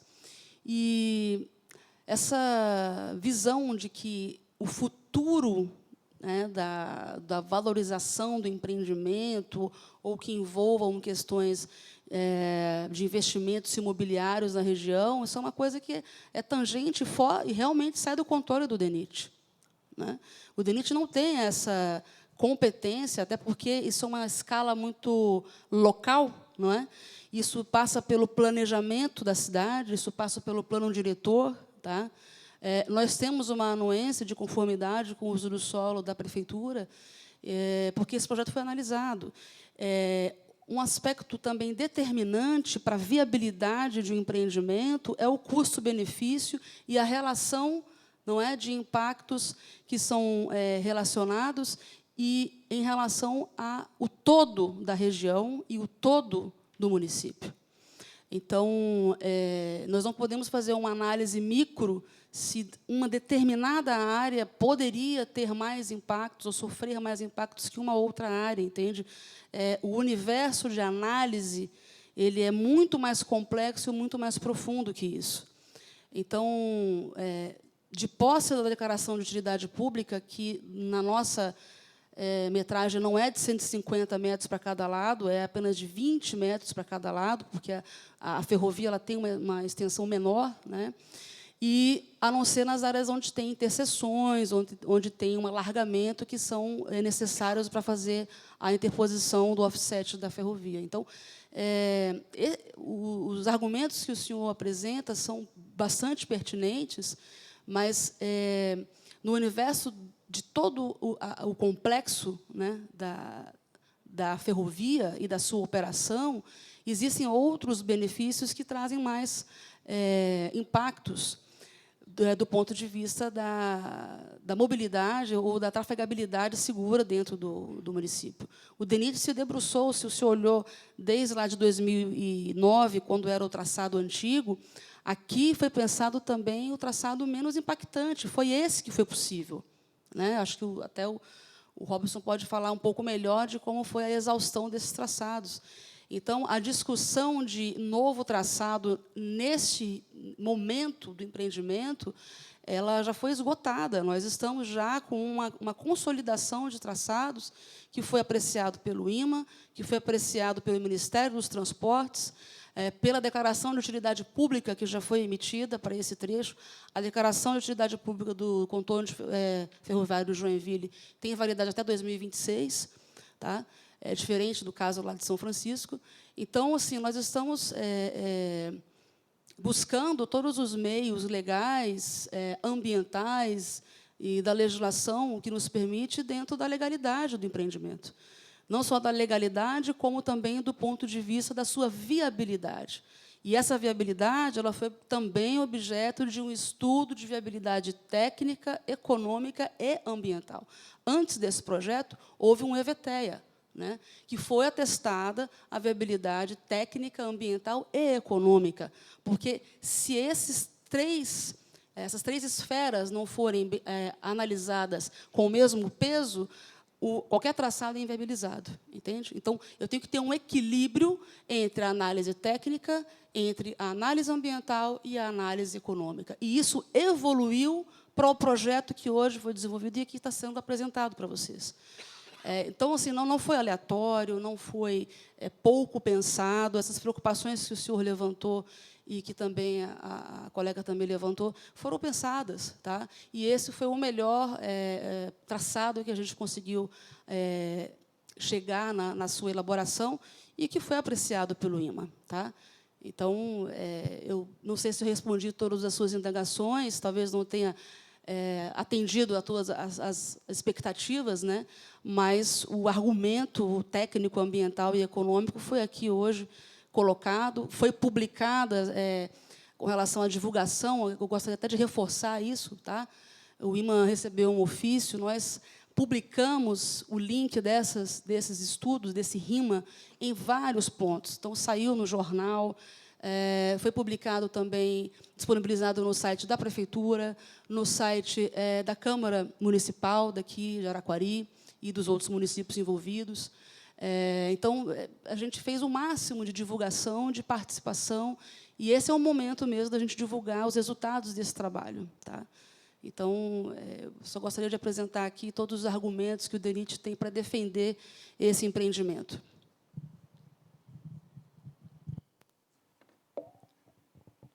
Senhor Aldemiro, por favor. Obrigado. Olha, eu tenho a portaria aqui comigo, 4.172, de 26 de junho de 2021, válida por 5 anos, a portaria, onde diz que reserva 150 metros de cada lado, contado a partir do eixo referente às obras da ferrovia EF, contorno ferroviário, aquela coisa toda. Eu tenho essa portaria aqui, que vale até 2026. Eu perguntei se agora a portaria deixa de valer, já que estão definidos o contorno, ou só em 2026, quando prescrever?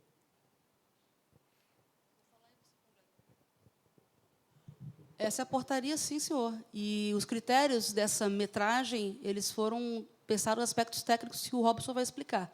Tá? Ela inclui toda uma questão do offset da ferrovia e outra uma área ainda de segurança. Pode explicar, por favor? Pois bem, até foi mencionada aqui pela colega a definição da faixa de domínio no projeto de engenharia, quando finalizado, ele tem que abranger pelo menos o limite da terraplenagem, como é chamada aqui por nós de offset, tá? Uma palavra diferente, mas onde termina a terraplenagem, mais pelo menos 5 metros de largura. Tá? Esse espaço depois do limite de terraplenagem é necessário para colocar os dispositivos de drenagem e fazer a manutenção deles, né? Tipo, vai ter uma sarjeta lá em cima lá de um corte, se não tiver esse espaço, o pessoal não consegue entrar fazer limpeza. Então, daí, a partir disso, se limita a faixa de domínio. Tá?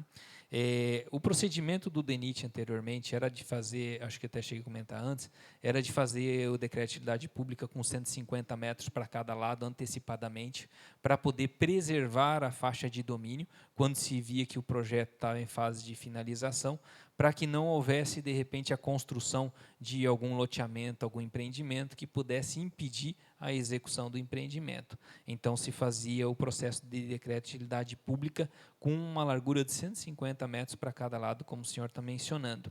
Só que acaba acontecendo que isso acaba servindo como um alerta, né, de forma geral, para impedir a construção do empreendimento, mas as pessoas interessadas e afetadas que querem fazer uso da sua propriedade, eles podem fazer uma consulta ao DENIT, temos aqui o pessoal da unidade local, pode fazer lá um documento, um ofício, que daí acaba abrindo um processo. Inclusive, até mesmo eu, aqui como projetista, tive a oportunidade de dar alguns auxílios ao engenheiro Francisco, lá do DENIT sede, lá em Brasília, onde há essa consulta, principalmente lá em São Francisco do Sul, onde houve essa consulta para poder saber se existe alguma a possibilidade de uso da propriedade daquela pessoa, e daí o DENIT emite uma análise dizendo, não, a sua propriedade só precisa ser controlada daqui até esse ponto. Então, daí se estabelece claramente depois para a pessoa aonde essa posição. Tão logo agora seja feito o procedimento de encerramento do licenciamento, não se vê mais nenhum tipo de mudança, provavelmente o DENIT vai fazer a retificação para poder botar os vértices exatos da faixa de domínio para poder fazer o processo desapropriatório. Não existe revogação do decreto de utilidade pública. O que existe é isso que ele está mencionando. Durante o processo de desapropriação, que vai ser aberto, né, justamente na fase de instalação, nesse processo, eventuais consultas nesse sentido de que eu quero usar, preciso usar a minha área para, enfim, diversos fins, essa consulta tem que ser formalizada ao DENIT. Né? Você tem 2 formas de fazer isso, mandar diretamente para a nossa diretoria de infraestrutura ferroviária, lá em Brasília, ou aqui pela unidade local, né, em que o seu pedido, a sua consulta vai ser analisada. Tá? É como se fosse o decreto de utilidade pública continua valendo na sua, né, até 2026, e depois deverá ser renovado, mas essas consultas podem ser analisadas durante o processo e ver a pertinência, né, qual é o grau de impacto, de amplitude, do que isso pode demonstrar em termos de segurança, né, da manutenção da ferrovia. Mas isso não tem indenização desses 150 metros? Indenização de quê? A indenização ela é feita quando a sua área é afetada. Pelo que eu entendi, o senhor quer usar a sua área para alguma coisa, não é isso? Eu não entendi bem qual é Não, nem é minha. A Roga Empreendimentos Imobiliários, uma empresa que é bastante conhecida na região, iria fazer 6, 7 torres em um determinado terreno que eu havia vendido. consultaram o DENIT e o DENIT vieram com negativa. A própria prefeitura disse, não, se o DENIT não aceitou, nós também não. E eles não puderam fazer o investimento. Esse é o problema. Olha, eu poderia orientá-lo de que essa consulta fosse refeita junto à unidade local, e aí a gente faz uma análise. Não sei, é porque fica parecendo que é um empreendimento, é uma coisa muito pontual, né? E a gente tem toda uma análise global do empreendimento. Não, global. Eu só gostaria de esclarecer o seguinte para o senhor: não há possibilidade de mudar o decreto de utilidade pública por conta de interesses de investimentos imobiliários. Isso não cabe ao DENIT. Nós estamos falando de utilidade pública. Quando se fala de utilidade pública, o interesse daquele empreendimento, daquela intervenção, ela sobrepõe interesses privados e particulares. Esse é um princípio do próprio processo de declaração de utilidade pública. É uma prerrogativa do poder público. Tá? Então, a supremacia do interesse público ela deve ser sempre respeitada e prevalecida. Quando se fala em interesse público, a gente está analisando o conjunto da sociedade e não apenas determinados interesses, né, ou empreendimentos. Tá? Mas eu gostaria, então, de convidá-lo a fazer essa consulta novamente e vamos analisar. Provavelmente, o impacto, a grandiosidade desse empreendimento, que vai envolver, talvez, né, são 6 torres? 6 torres? Bom, então, é um contingente populacional muito grande, isso vai envolver toda uma questão de mobilidade, de drenagem, enfim, talvez tenha interferência com a operação da ferrovia. Né? Mas fica o convite para fazer essa consulta. Quer falar alguma coisa? Boa noite. Em relação à consulta, né, eu reitero o que a colega Vanessa comentou, para refazer essa consulta junto à unidade local do DENIT em Joinville, que nós vamos encaminhar para a Diretoria de Infraestrutura Ferroviária. Por se tratar até de um novo contorno, todas as decisões sobre traçado, faixas de domínio, não compete à unidade local. A gente não pode falar sobre isso. Compete, sim, à Diretoria de Infraestrutura Ferroviária. Né? Então, já que ela vai aprovar o projeto, tem todo esse fluxograma, né? Então, para nós vamos fazer um encaminhamento, então, para a diretoria. Vamos abrir no processo eletrônico, né? E vamos encaminhar para a diretoria. Está respondido. Ok. Mas, última pergunta para encerrar. A respeito da passagem de nível. A pessoa tem 80 mil metros no outro lado da rodovia. Não vai ter passagem de nível? Como fica? Terá indenização? Você disse que estava evitando passagens de nível. Uhum. Sim, o projeto, de forma geral, foi feito para que não tenha nenhum tipo de passagem em nível, nenhum. Todos os acessos existentes que foram identificados de um lado a outro ao longo de toda a ferrovia, eles foram trabalhados, todos foram sanados. Naquele segmento que foi aqui mencionado, em direção ao morro, basicamente, né, que a gente tem, não foi identificado nenhuma ligação de um lado ao outro atual. Daí, por isso, não foi feita nenhuma obra. Se fosse necessário, isso seria provavelmente por meio de quê? De implantação de vias paralelas à ferrovia, ligando até o sistema viário local, provavelmente. Aí teria que fazer uma interligação rodoviária, né? Isso. Aí é uma questão mais de mobilidade, né? Local. Isso porque não existe hoje, né? Estamos falando de algo futuro. Eu acho que está clara essa questão da passagem em nível. Quando a gente fala passagem em nível, é um nome meio técnico, né? Mas assim, não existe interseção da ferrovia no sistema viário. Isso que tem que ficar claro. Não, né? mas é isso mesmo que eu entendi, é isso ótimo. mesmo que eu perguntei. Então, nós estamos inovando nesse aspecto para que não tenha essa interseção. Né? Então, onde há contato com a via local, é feito por viadutos. Está satisfeito, senhor Valdemiro? Mais uma vez, peço desculpas pela inversão da ordem aqui. Tá bom?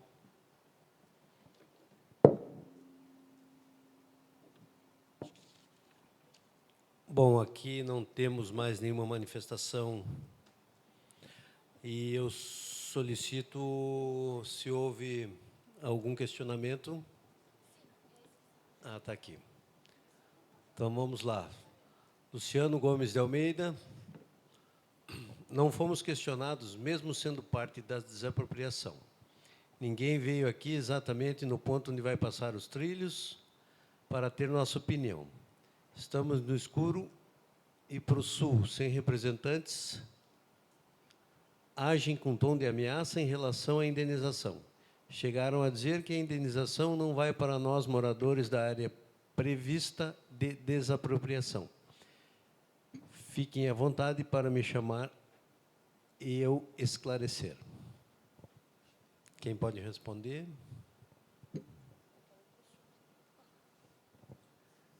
Bem,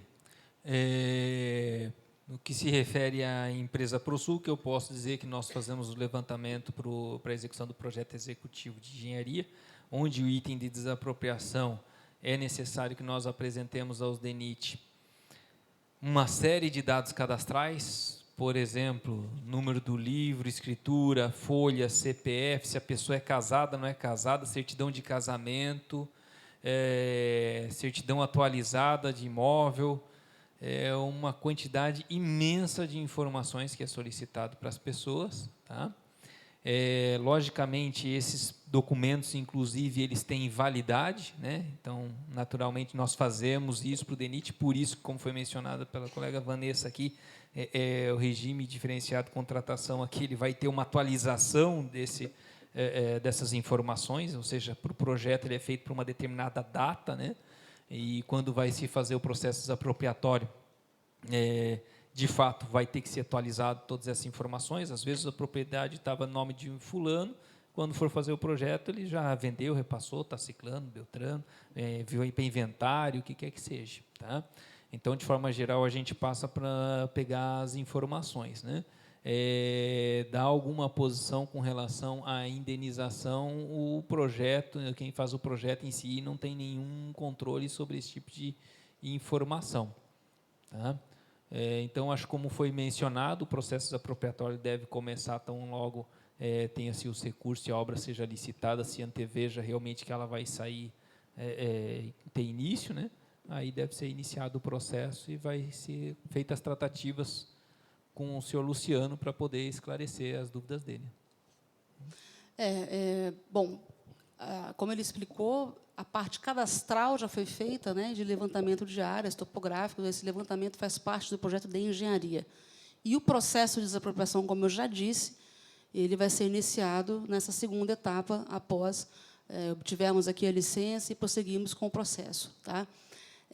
Eu não sei se o senhor Luciano Gomes de Almeida está relacionado entre os proprietários, né? Mas já existe uma relação dos proprietários que são feitas de acordo com a documentação formal que é levantada junto a cartórios, né? Como ele falou, todo o levantamento do histórico do imóvel. É importante levantar que essa questão de desapropriação ela envolve muitos aspectos legais, né? Em nome de quem está registrado aquele imóvel. É muito comum ter repasses, né, a terceiros, contratos de cessão de direitos, né? Exato. Então, assim, em princípio, a nossa primeira fonte é a fonte do cartório, né? É o que tem de formal para nós, tá?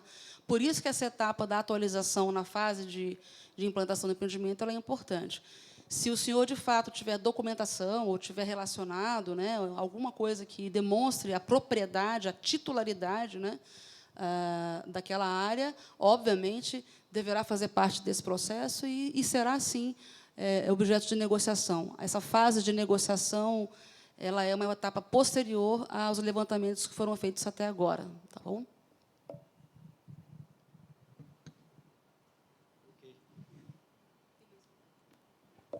Ok, eu consulto se há mais alguma manifestação, somente essa? Bom, eu preciso informá-los de que, em 7 dias úteis, toda essa documentação será encaminhada ao IMA. Alguma outra complementação que alguém queira fazer por escrito e assinado, identificado, também pode ser encaminhada ao IMA nesse prazo de 7 dias úteis. E eu Em não havendo mais nenhuma manifestação a ser feita, eu quero agradecer a presença de todos, dizer que essa audiência, mais uma vez, dizer que essa audiência faz parte do processo de licenciamento ambiental. Tudo que foi dito aqui, tudo que foi manifestado aqui, é parte da análise da equipe técnica do Instituto do Meio Ambiente. E, em nome da presidente Sheila, quero novamente agradecer a todos os presentes, ao DENIT, à consultoria ambiental, e declaro por encerrada esta audiência pública.